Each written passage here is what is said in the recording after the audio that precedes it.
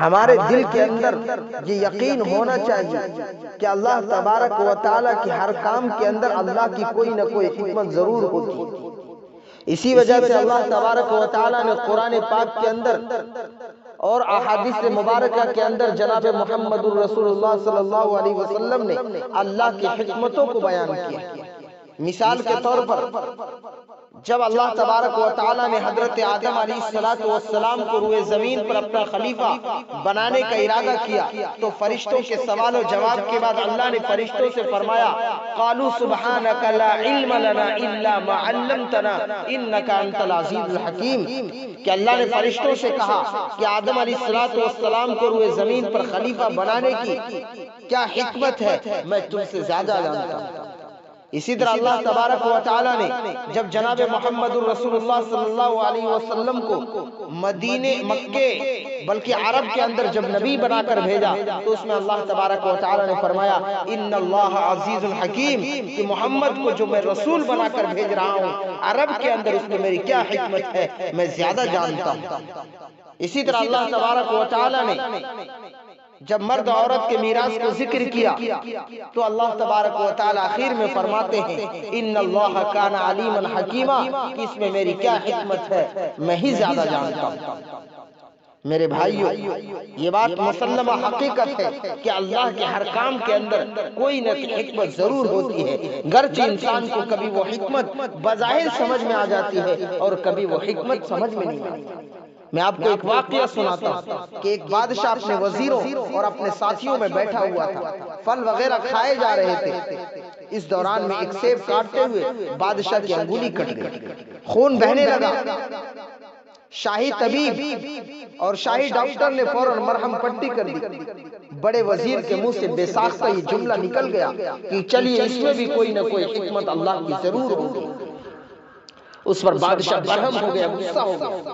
یہ غصے کی بات تو تھی نہیں، مگر چونکہ بادشاہ کو درد ہو رہا تھا اس لیے اس نے غصے میں آ کر بڑے وزیر کو قید کرا دیا اور کہنے لگا کہ تم نے بجائے ہمدردی اور افسوس کے جملے کہنے کے اس میں بھی تم نے اللہ تبارک و تعالیٰ کی حکمت تلاش کی۔ اس کے بعد اس نے فوراً ایک اور ساتھی کو اپنا بڑا وزیر مقرر کر دیا۔ 2-3 دن کے بعد بادشاہ نے شیر کے شکار کا پروگرام بنایا۔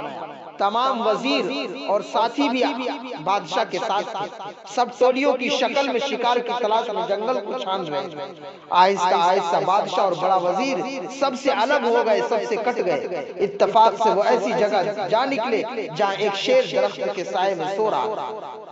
جب بادشاہ اور وزیر نے اس پہ نشانہ لگایا تو نشانہ خطا کر گیا اور شیر اس آواز کو سن کر دھاڑتے ہوئے بادشاہ اور وزیر کی طرف دوڑا۔